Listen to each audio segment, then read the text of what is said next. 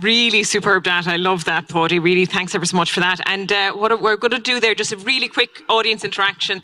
Hands up those of you, just 4 quick hands up. Hands up those of you whose farms are stocked with, say, 3.5 and above on the milking platform. Yeah, it's okay. We're not going to.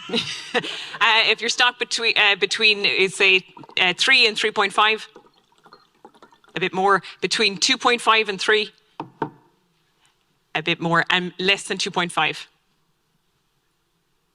Okay. There was 100 shilling. No, there was actually 2. So, so look at Paddy, and we said this yesterday, Paddy. We've heard all of your common sense there, like it was, and all your data analysis, all on commercial farms. But 2025 looks like it's going to be a good milk price year. Therefore, can we ignore everything you've just said and go and buy some more cows, yeah? I'm going to say this 3 times because I think we all have to hear it. We're all very tempted to buy cows at the minute. Okay. Yeah. So I suppose, we're heading into a high milk price year. We're like also, Gillian, I'd say that beef price is record high, and I can't believe the value of some of the, like what our cull cows are making. Small Jersey cross cows making €900 plus. So for me, it comes back to the numbers. I'd open up, if I was making that decision on farm, I would open up and look at my milk performance from last year, look at my calving spread, April calvers, we could have gone there in terms of just lower performers. And when you look at the income from those cows for the year, even in a high milk price year, and think about all the other benefits it can have, it actually, if you do that, it might be 2026 where you actually really significantly impact, because you took pressure off the system, you may be more feed going into 2026. It's amazing what the spin-offs can be down the line, so I would still be despite the high milk price, I would still be very happy to go after that, yeah. Absolutely, and again, just highlighting how important that having a war chest of feed somewhere on the farm, it's always needed in that, we've seen that in a 24-month spell. You have to go to the war chest at some stage. So, it's about building that resilience into your farm system based primarily on that master variable, which is stocking rate. Now, to bring in our 2 additional speakers, I'd like you both to, Tom first, you might give a brief introduction before we open up, and then Piers. Thanks, Gillian. As mentioned earlier, I'm farming up in Cashel, about an hour north from here with my wife, Ruth, and we've 3 kids from 9 years of age to 14, so a busy house. So I'm farming at home full-time since 2018. Prior to that, I would have worked with Teagasc from 2001 to 2000 and the end of 17. And I would have worked all the time as a dairy advisor with either farmers individually or in discussion groups. So I was very fortunate from that point of view. Learned a lot over the years from plenty of farmers ranging from Kilkenny down Tipperary, Cork, Limerick and Clare. So huge experience gained from that. And so after all that, after I learned so much and I seen how all my clients were getting on so well, I decided I'd have a go at myself and went home in 2018. And so we farm 115 hectares in total, 101 hectare milking platform. Very, very free draining, light soils, which has plenty of advantages. We're surrounded by quarries, so it's real light soils. As Mike Murphy mentioned earlier, we kind of think we believe in grass to cash, but I think we, like lots of people over the last couple of years, we got a bit distracted. And the way I describe it isn't as simple as that, but we try and calve very early, compactly in February. We turn out to grass every day, and I think something that we discuss maybe later is what Paddy said. A couple of years ago we used to turn out to grass and it was nearly all grass and a top up a meal, where the last couple of years it hasn't been like that. Turn out to grass and we graze all the way through to the end of the year. So that's what we've been doing. That's what we tried to do for the last number of years. So that's my background, Gillian. So basically, Tom, someone who's following the general, hitting all the KPIs, following all the your roadmap and your blueprint for low cost dairying, but you've learned a lot of lessons along the way. I think that's fair. Yeah. We might tease into those lessons. Yeah. You get distracted at times. Boredom is a killer at times. Yeah. So it is. And Piers, over to you.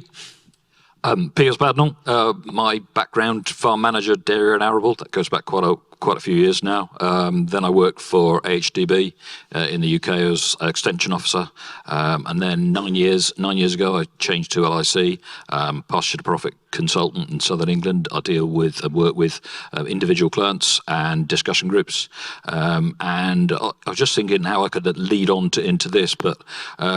I remember going to the Moore Park Open Day, and I think it was 2013, and listening to John Roach and Brendan Horan about the resilience model. And that was a real light bulb moment for me. Actually, this whole system is simple, but we have to get a natural stocking rate for our farm. What can we grow? How big is our cow? How much production we're doing? And match the two. And if you get that right, then the complications drop out of it.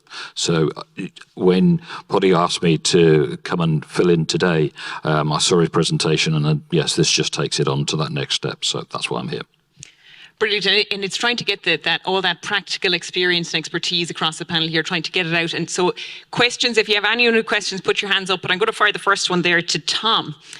Tom, you mentioned to me yesterday, you were saying that in 2022 you pushed on. It was going to be a good year. You pushed on stocking rate on the milking platform.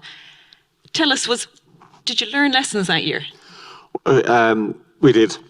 Lots of lessons. So it's funny, the question you asked about next year, and I was immediately in my head going, no, we're not buying cows.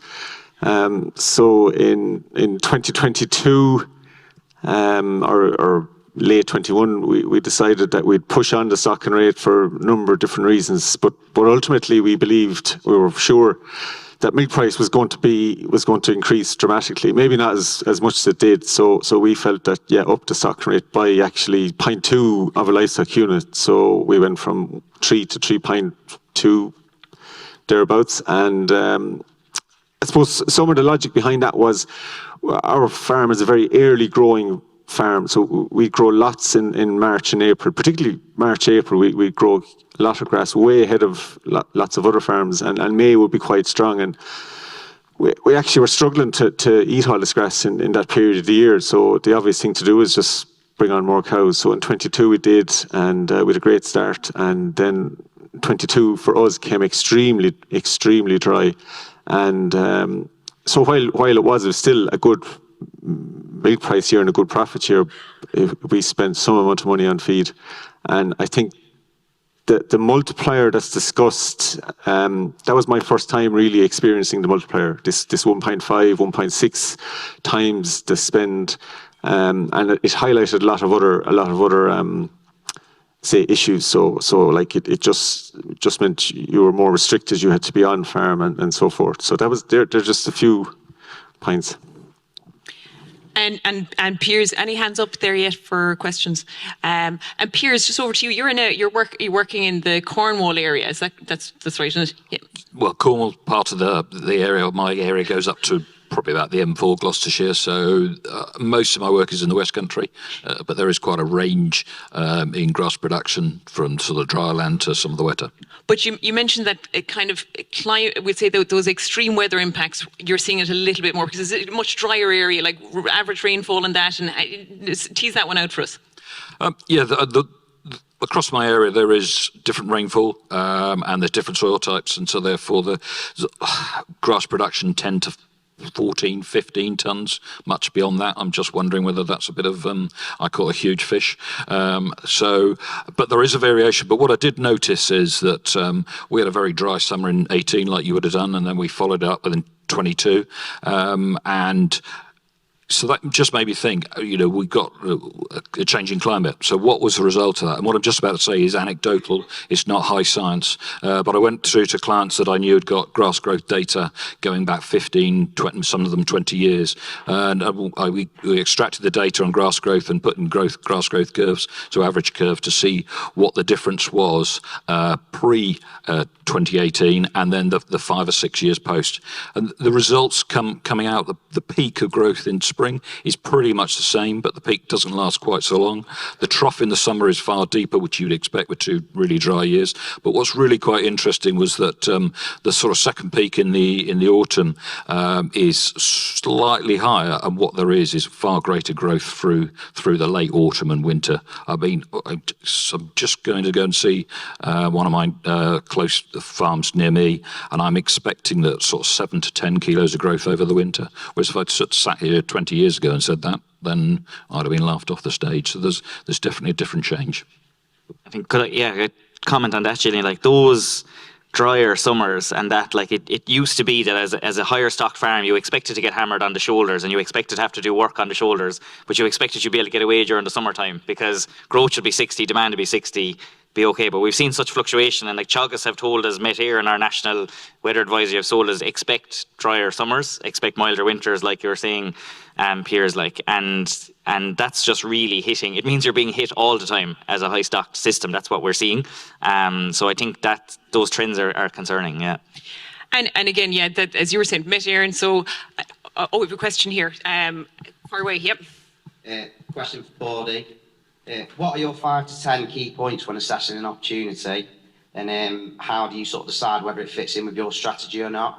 Are you looking at long-term purchasing land or keeping leasing, that sort of thing? What's your strategy and what opportunities do you look for? Different where we'll stay on stock and rate from now on, but the strategy, I suppose we're looking for like bigger scale opportunities, Henry, to be honest, like 80 hectares plus. We would have leased a number of smaller farms in the future, and the smaller the farm is, the more likely you're going to be inclined to push stock and rate to justify the labour bill that's on the farm. So we're kind of going 80 hectares plus now. We've always targeted, and it's probably the reason we've been able to grow, is we've always leased existing dairy farms. So there's been about €1,000 per cow of capex required. That's meant we kept our debt levels pretty reasonable. That's meant positive cash flow. That's meant opportunity for growth.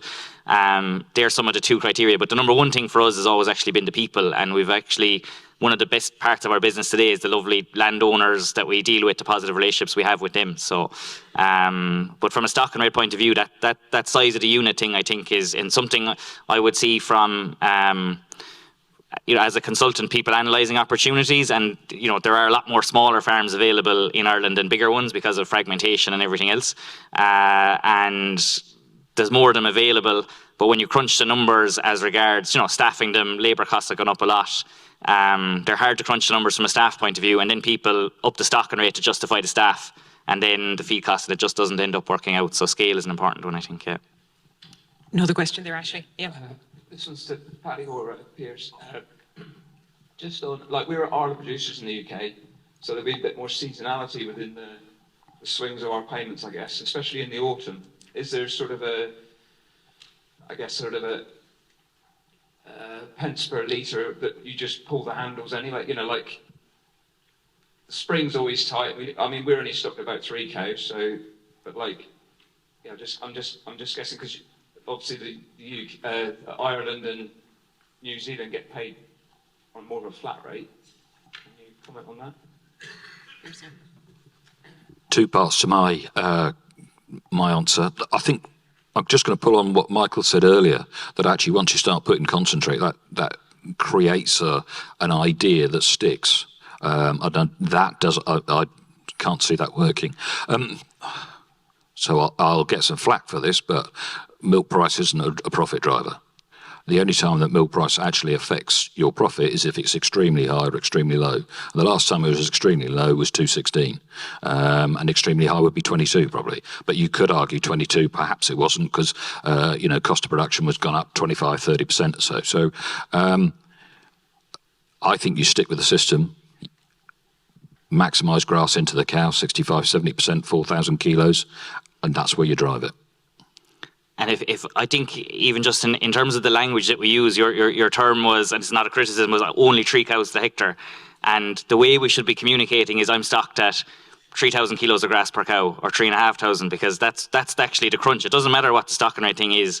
It's the feed available per cow. That's actually the key driver. And then when it comes to to that decision. I think largely it'll be like weather dependent. Are you going to get a return for that feed? Like I had conversations with the bad spring the last few years as regards when the weather is that bad. Like, we've had really bad springs here at a very sensitive time of the year, and talking to some of the Teagasc researchers around supplementation and response rate and stuff, like going on, the more you put in, the quicker the diminishing returns add up, so it's going to come back to the maths at that time in terms of milk price versus feed price.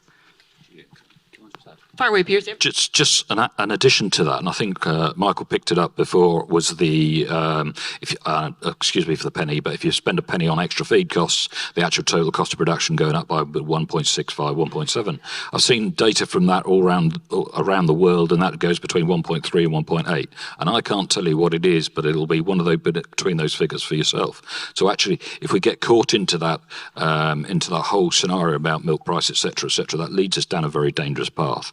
I mean, let's say it's 1.65, just for example.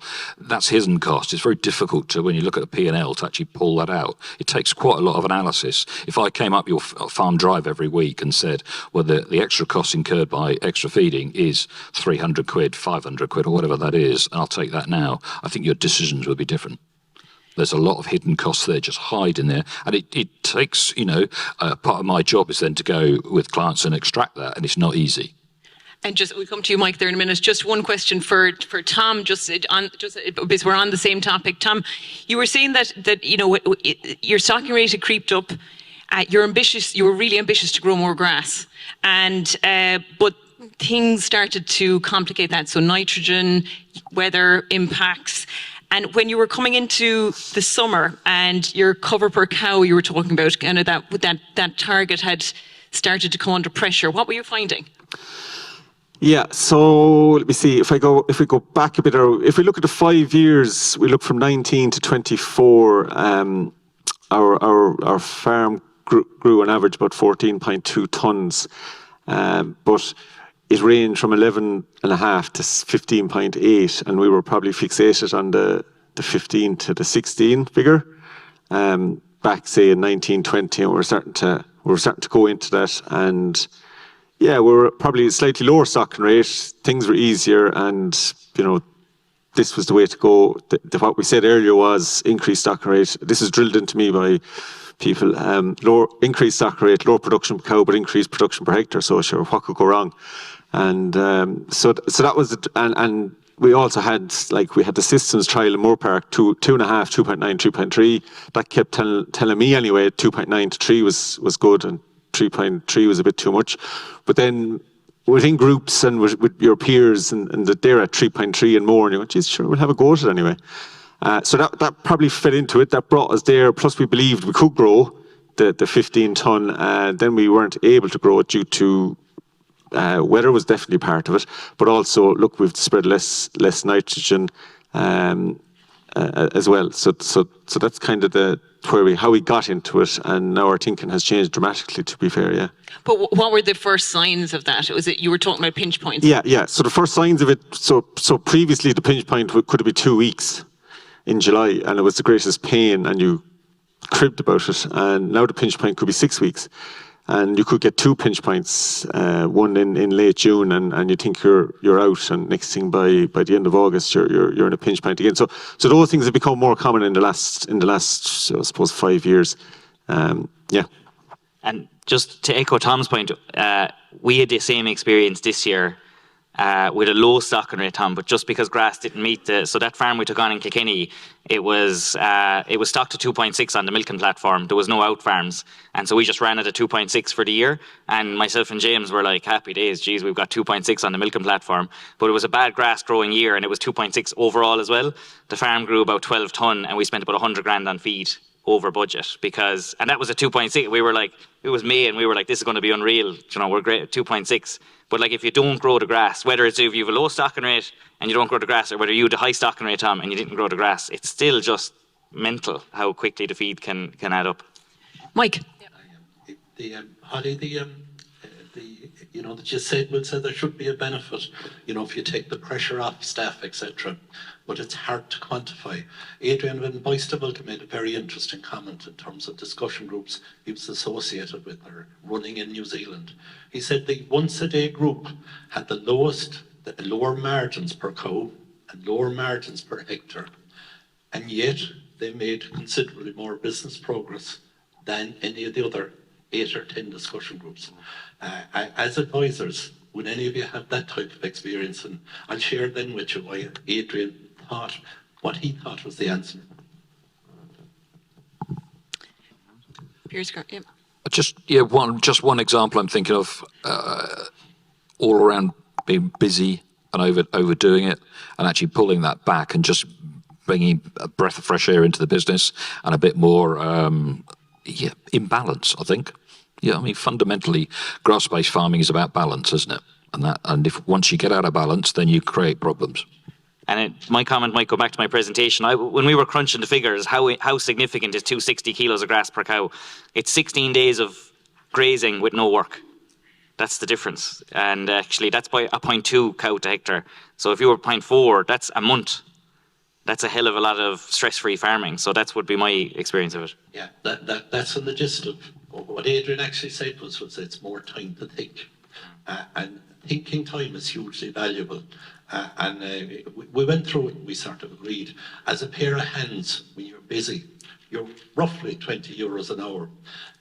As in terms of making decisions based on farm management, it's roughly something like, depending on the size of the farm, probably 150 to a bigger farm, maybe 500 euros an hour, if you're out measuring grass and making decisions based on that.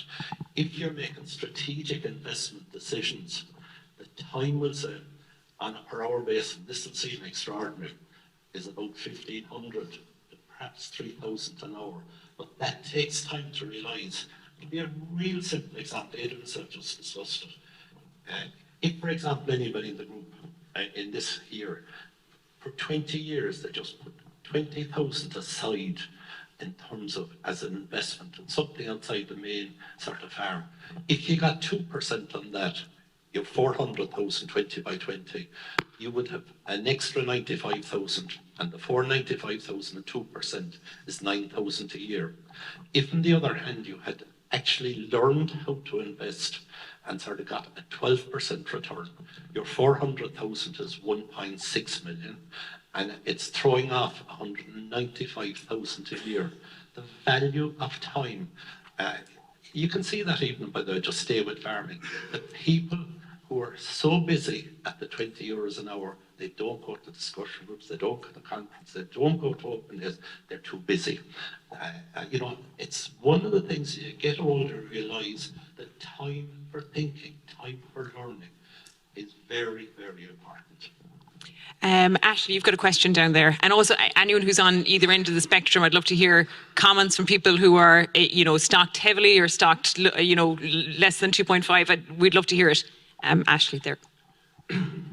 We all loved the post-match analysis to know where was the game won and lost. When we look back at 24, milk production from February till June, July was way behind. There was reasons for grass quality. Milk urea levels were down, and the pundits tell us now that the problem was with good grassland farmers that had their cows out, 24 hours or as much as they could, and had good quality bales, that the game was lost because we didn't feed the cows enough at the time. So I just like commenting that because it's something historical, but it's quite recent. Sure, and I guess just to feed quality at peak is a huge factor to cow production. And when you think of peak in 2024, we had really, really, really abysmal weather. And I would say that the weather was so wet that it was difficult for cows to even get those dry matter intakes. It was so wet. So, how do you account for that? Anyone want to make comments on that? The one comment that I was very conscious of that, John, during the analysis, and that's why, when I did my figures, it was 13 ton. It wasn't the 10 or 11. You know, a lot of farmers are back a ton this year. Like, so I'm going to try to do all my figures on what a decent 5-year average would be, and so that's in terms of my analysis. Like, it was 460 solids versus 470. It was 13 ton. It was try to make it applicable across years. And I think just like that that thought process tree that I went through is that, like, the lower stocked system is probably more likely to have the contingencies in place for these type of years. I always work on a 5-year rolling average, which is questionable when I've said about the change in climate. We have to start, so I'd work on a 5-year rolling average, because I think variation around the average is probably 1.5 to 2 tons, so that'll give you a central line. But just another anecdote from last spring, with my spring customers, we went through, when we were going through, when fertility results coming through, we were looking through empty rates, and there was a distinction sort of split by 50-50. 50% of my customers and discussion group members would have had an elevated empty rate of 5, 6, 7% over their normal, and then the other half were about the same. And there was one clear distinction between the two. The ones that had the empty rate that was the same, they had high levels of grass in the diet. Cows went out, they looked absolutely knackered from moving cows every sort of 2 or 3 hours sort of thing, but high levels of grass in the diet. Those with the elevated empty rates of 5 to 6, 7% higher than normal would have been in, out, so a bit back onto poorer silage, back out, so changing sort of routine, changing nutrition. Yes, so and just on the back of that, asking my groups in November, sort of November and December, how's 24 been? Virtually everyone said good. So I said to them, well, did you not remember the spring? But the rest of the season's caught up. Tom, yep. Yeah, just for me, I think, John, it's a valid point, and I think my attitude too would be I would still focus as much as I can on the grass, and then allow for the fact that the grass dry matters are so much lower, so therefore the intakes are lower, and so therefore I think at times you need to know when to put in a bit of supplement, and it is extremely important to know when to take it out, and I think that's the harder part. Is we're probably pretty good to realise we need a little bit of supplement. We're probably not so good to realise that, yeah, we can take it out again. It's like a crutch. We like leaning on it, yeah. But another part of that is that if for farms that are maybe slightly highly stocked coming into the springtime, you're going to be a little bit more under pressure when it's coming to Magic Day and thereafter. So when Tom mentioned pinch points, those pinch points last for longer when there's a greater demand. We have a question over here. Niall. Yeah, thanks, Gillian. Harley, first of all, super presentation. It's great to see somebody really digging into stock and red stuff. I suppose at the end of the day as well, it's modelling, we know modelling will always be wrong. It's going to be brilliant in 2 years' time when you can go back with these farmers who have dropped it with actual figures. Because I think, you've looked at milk and you've looked at feed. What people find when they either ratchet up or ratchet down stock and red is that it has a massive impact on every cost. And I would argue, you took the 200,000 fixed costs. I suppose what you found with milk over feed was that it was almost a wash on costs. And it's brilliant, you can do the same profit. But if you actually include the fact that it has quite a knock-on effect on every cost, you're going to be far ahead. And the proof of the pudding in that, you compare 200,000 the fixed costs that you need to dilute, which is, a lot of farmers get into that. It's a really risky one, but they say I need to feed to dilute my costs. But just say you said 7% less cows, 7% less soil storage, it's actually miles more, because if there's 16 days more of grass, a 90-day winter becomes a 75-day winter. It's 15-20% less storage, which is huge. And the knock-on effect, the knock-on effect on every single area, it's hard to quantify when you sit down and model. Like, we dropped stock rates significantly when we moved from share milking to farm ownership, and we had control of our farms. And James next to me probably drove it more than I did in Missouri, but we know we have summer droughts coming and things like that. So at lower stocking rates, we can set us to just cruise through droughts. We don't run into, when we're at higher stocking rates, these droughts. Tom, you can say it's not you're putting in more feed, you're suddenly bloody shagging all your machinery. You need new machinery. It's like I'd argue there's no such thing as a fixed cost per day. But if you actually want to rip out your fixed costs, it's get your stocking rate down. If you're going to grow 13 tons on your farm, then you should figure out how to turn that as cheaply as possible into milk and as little extras on top of that as possible. 100%, and so there's definitely probably more financial benefit than what I presented, Niall. I would agree with that. And to be 100% honest, there's a very forward-thinking farmer in the audience here that asked me, like, he's on a 100% lease business, and he said, I'd like to do 2.5 cows a hectare on the milking platform. And I was aware that you know, there was no benefit in ratcheting it up over 3. But my first reaction was, I'll do the figures, but it's not going to work. Because I just presumed with the fixed cost of a fully leased business that if we dropped back to 2.5 and we valued everything up, it wouldn't work. And that was my first reaction. That was only about 2 months ago, and I have to credit him for some of the thought process around this presentation. Because I'd done it at 2.8, 2.7, and I just presumed that if I take out another 7%, if we drop 15% of the cows out, but it was not that hard to make it and work, and it stood up, you know, financially for him. Like, if he utilises the grass, and that's where the interesting discussion around the management comes in and that side of it. But it's definitely easy to make it stack up. Yeah. Ashley, this side. Yep. How are you doing? Thanks a million for a great presentation so far. Michael Joyce from Morningford. Question for you is, we spoke about routine, changing diet. Arguably, grass is probably one of the biggest variables. What can we do other than good grass management to reduce that as a dramatic variable between paddock to paddock or whatever? A bit more detail on it. As in giving yourself options for... If I want to reduce empty cows and I want to give them on a good balanced diet, an upward trajectory of protein or whatever, it's easy to pull the lever. I know what's going into that cow every day. I know my silage is made on the middle of May. It's a constant diet, whereas if I'm moving cows from paddock to paddock, every paddock is different, the quality is different, the length of the grass is different, etc. Is there anything I can do to negate that factor? I think maybe does this come back to feed budgeting, which is something that I'm really, really interested in, and that Paddy, you touched on, because around feed budgeting, like, it kind of sets you up, puts out the blueprint there for the year, and I think could you kind of stepwise go through? Yeah, sure. Yeah. I think that's a really one of the biggest points of difference I've had with most of those discussion groups. I shared them with Matt Ryan, who is a very prominent consultant here in Ireland. He's late 70s and still going strong.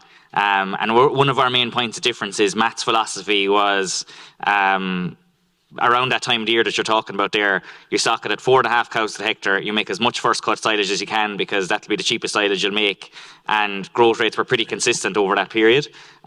Whereas I came in and I did various different bits of analysis. One of the really interesting ones was I looked at the farmer's protein percent per month right throughout the year over multiple years. We just started getting into having a look at it, and you could see that those farmers that were doing that were going a high stocking rate, and then growth dropped, and then either they were feeding silage during that period that you're talking about, or they were grazed 3,000 covers because they had no flexibility. And so Matt's coming on board now to the thinking that during that mid-season we need systems with a bit more flexibility in them.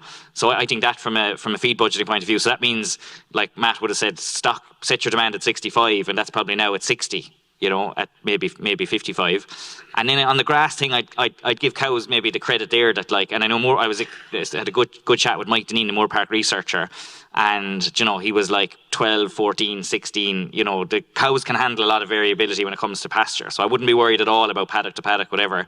But definitely in terms of the stocking rate and having to go in graze heavy covers and or put in silage during the summer, that kind of thing has a bigger impact. I got a fairly simple answer to that. Correct stocking rate, the right cow, hit residuals, high digestible grass, the right cow, you'll take the variation out. I was involved when I was at HDB with a thing called Forage for Knowledge, which is analysing grass every fortnight. It started in 2009 and still carried on. And when I left in 15, I went through and looked at the data, and I averaged everything that came in there. And grass ME variation, the range was 11.8 to about 12.43. I'm just trying to remember now, and 90% crude protein. So, you know, feed that cow 2.5 to 3 leaves, hit residuals, and you'll have a balanced diet. Tom, you wanted to come in there as well? Yeah, it's pretty much the exact same, correct paddock size and rotation length, yeah. Yeah. And just to move on to what you'd mentioned about about renting out blocks, because out blocks are a big story. There's a lot of land coming on. We're looking at those figures, blew my mind, to be honest, when you're looking at like that one where it said 27 cent per kilo dry matter. That's equating on my calculator here, and I hope it's correct, €54 bail. That's the kind of yeah. And that's about close to £50 sterling per bale. And when we're talking about €300 an acre, that's at that €300 an acre, which you're seeing a lot of. That's around £250 sterling, which you were saying, Piers, is kind of you can come to that level in the Cornwall area. Yeah. So that's astonishing. Bales at €54. Yeah, you'd ask somebody, would you buy a bale for €55? You'd say no. But you would rent an out farm at 300 plus an acre, and when you do the sums, it's the exact same thing. And it's an inbuilt. Buying the bale, at least you could drop cows the following year and not buy the bale. There's, whereas you 10-year lease on that farm, it's a real potential Achilles heel of the industry. At the minute, driven a lot by we've potential talk about reduction in stocking rates.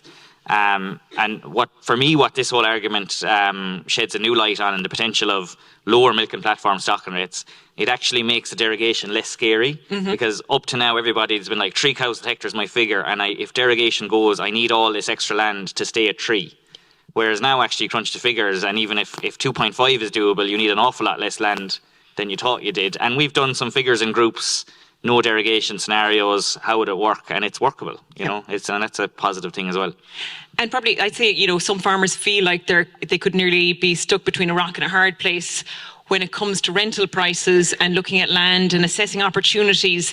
Like, what kind of options are you exploring with your groups? Is it, contract rearing, moving away from contract rearing, bringing heifers back to what are you looking at versus your €54 bales? Yeah, everything, Gillian. Yeah, just with the first thing is doing that exercise around the cost of the feed, and having the confidence and clarity, like Mike said, about financial budgeting and stuff like that, to know that this is not worth my while. And God, it's close. It's close. It's dry. Whatever. You have all the arguments, and you go, cost it up. What's it going to cost? And that to be honest, when we've negotiated a lot of leases, and it's the same when it comes to milk and platform, it's different sums. But it's similar principle. What can we make from our cows on the milking platform? What's the lease figure to be? And we found where we can, we're clear on our figures. We can argue our figures. We can argue, there's loads of arguments now we can make around leases not being paid. €400 an acre is agreed, but if it's not paid for a year, or they lease it for 7 years and they don't pay the 7th year, or you have these arguments. And the key criteria, which I mentioned to Henry earlier on, when you're dealing with reasonable people, which is a good principle to have in your business, and we've had some of those discussions, we've managed to achieve reasonable rent prices that you can make money off of, and it's just knowing what those are, I suppose. And Tom, have you any comments to make on those type of proposals? Have you had to look at anything in the last couple of years? That is a question. So we've explored a contract rearing option. We're probably considering leaving the contract rearing option. Also, then if we stock our milking platform at say for 3, just pick the figure for 3, we still need a bit of land to make us compliant at 220. So that is a factor as well. So we are, and our area is a very competitive area for land rentals. So we are looking, but we are cognizant. There's no way we'll pay at the top end. You couldn't justify it. So we'll work hard on it. I suppose that's what we're doing. But it's good to see those figures in what was it, yellow, green, and red. So we'll try and be between the yellow and the green if we can. But there are other factors, like the stocking rate is a consideration, and we need to be at 220. I think exporting isn't really a sustainable option long term. So that's my thoughts on it. Any more questions out there at the minute? No. Well, just back to risk, because it's something that's come up in the first talk, and something has kind of cropped up here as well, is that so risk comes in different forms, namely, we'd say weather, as it's been touched on a good bit here, policy, again, Tom was just saying there, policy and regulation, market and price changes. And would it be fair to say that in each of those three categories, we're seeing greater fluctuations? So greater fluctuations in more likely those weather extremes, greater fluctuations in around policy and regulation, and again the cost of regulation, and then also greater fluctuations in what we've already mentioned, so milk price and input cost price. So entering into our farm business, entering a time of increased risk, should we be proactively using stocking rate to de-risk the business in the long term?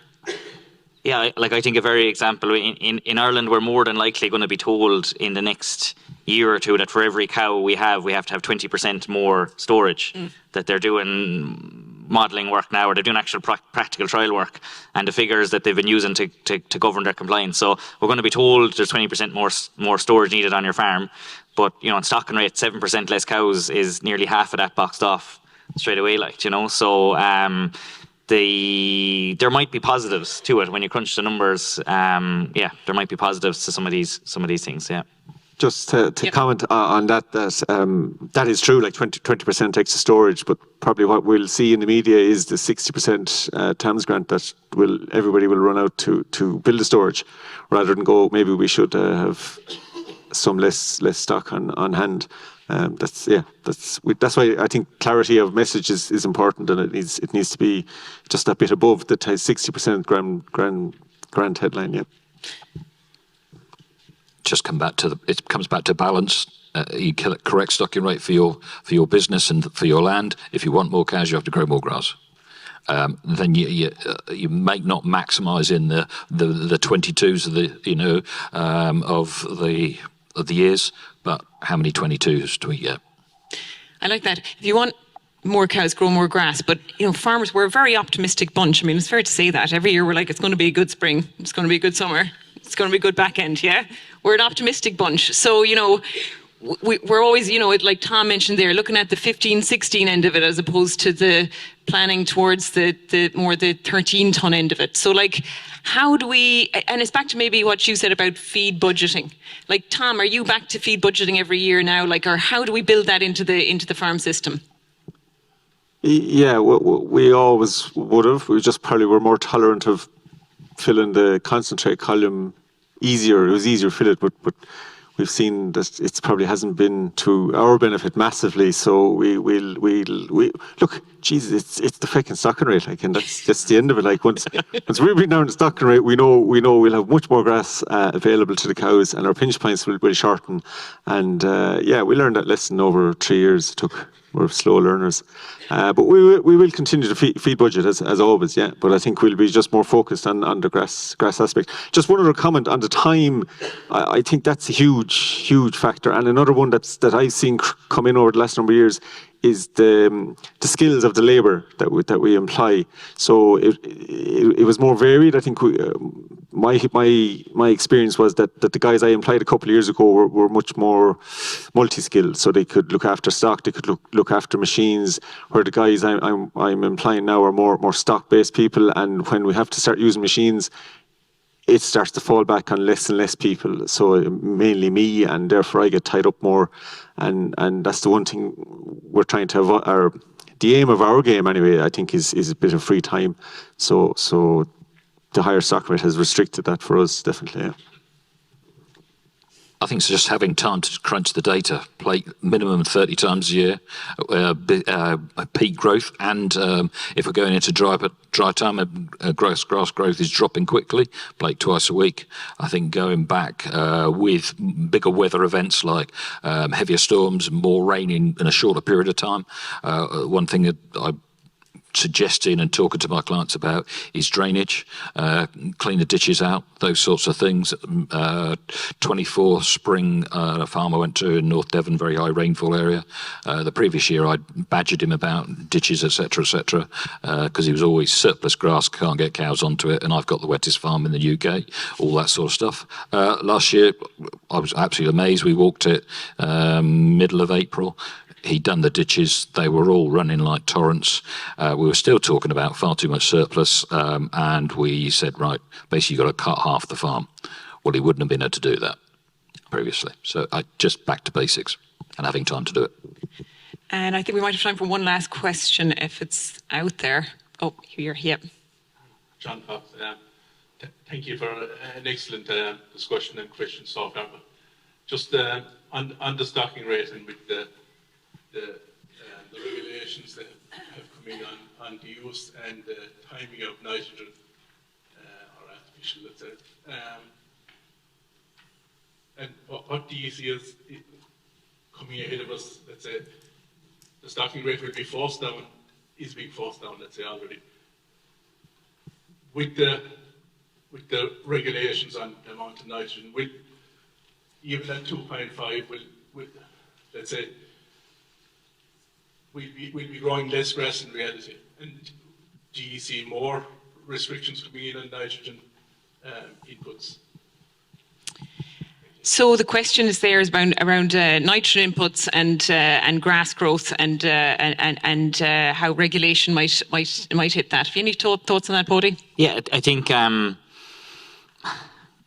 it's probably back. What's a reasonable assumption in terms of what grass do you think you can grow over the next few years? And it's probably what can you grow at 200 kilos of N. Like that's we're gone 250, 225. I think we're back to less than that again now this year. So it brings in clover into the mix in a big way, and that actually when you from the discussions we've been having with the groups, the lower stock systems where you're not pushing covers as hard and you're not under as much pressure from the grass matches in well to the clover. So I think there's a win there.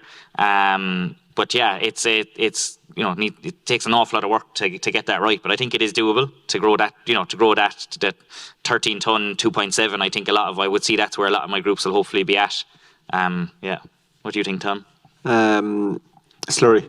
I think there's so much more to be got out of slurry.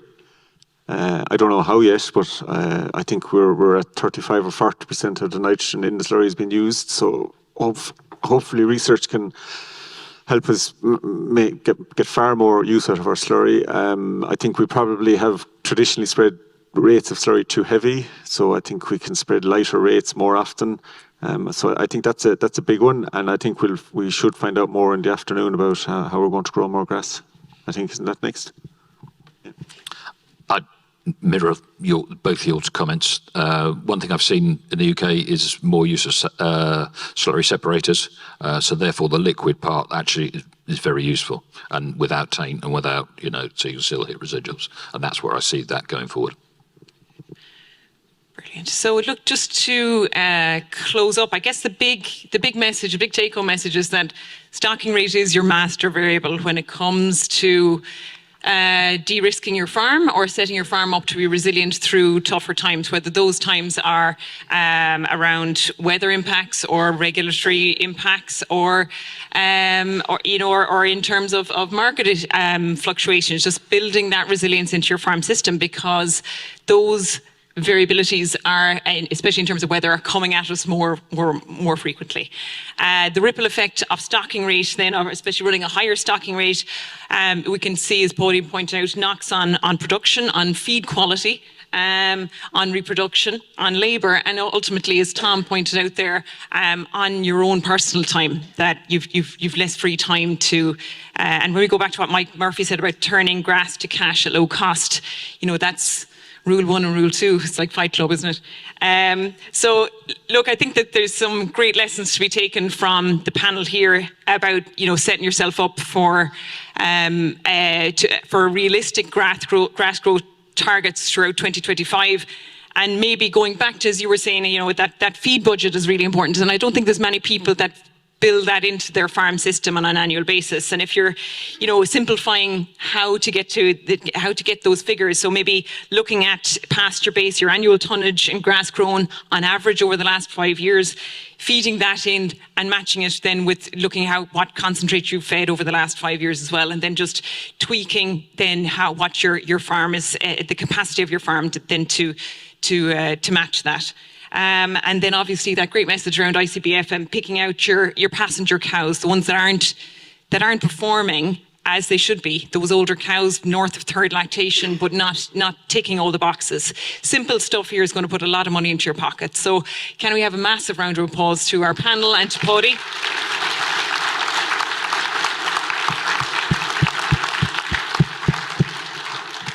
And as I look here now, it is time for lunch. So I think we've hit that pretty good. So thanks ever so much.